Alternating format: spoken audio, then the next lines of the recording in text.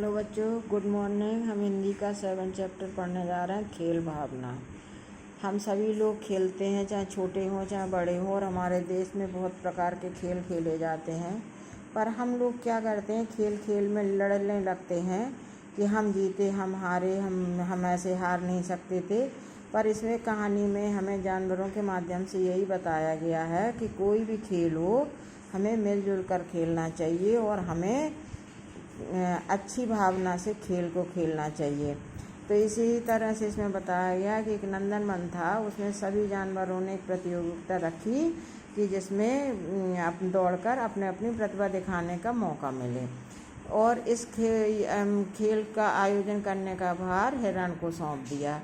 अब हिरण सोचने लगा कि खेल तो बहुत होते हैं, पर प्रतियोगिता का मूल उद्देश्य मूल कारण ये होना चाहिए सद्भावना, आपस में प्रेम।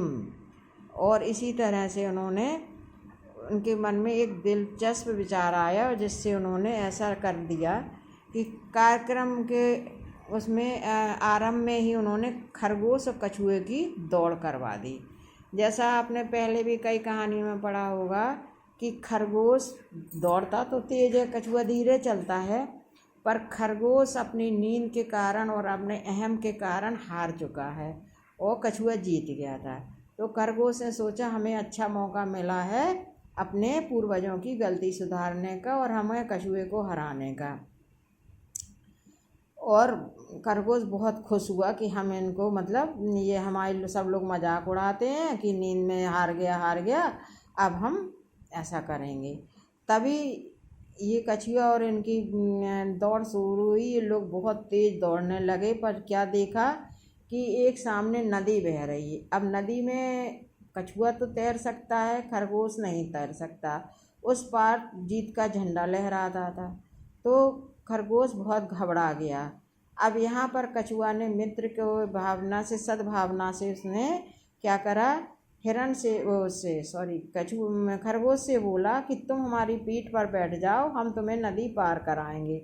और खरगोश को अपनी पीठ पर बैठाकर नदी पार कराई और ये लोग नदी के पार आ गए। जब ये निर्णायक के पास पहुँचे तो उन्होंने कहा कि खरगोश जीता है।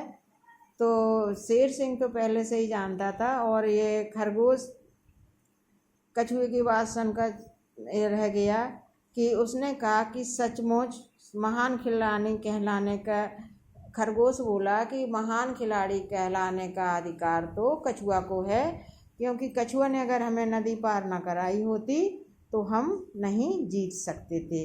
सभी जानवरों ने बहुत तालियां बजाईं और खरगोश ने झूठ ना बोलकर सही बात बता दी। तो शेर सिंह तो पहले से ही जानता था, तो उसने 2 इनाम रख रखे थे, जो उन्होंने एक खरगोश को दिया, एक कछुआ को दिया। और सभी जानवरों ने तालियां बजाईं और इसका आयोजन का समापन हुआ।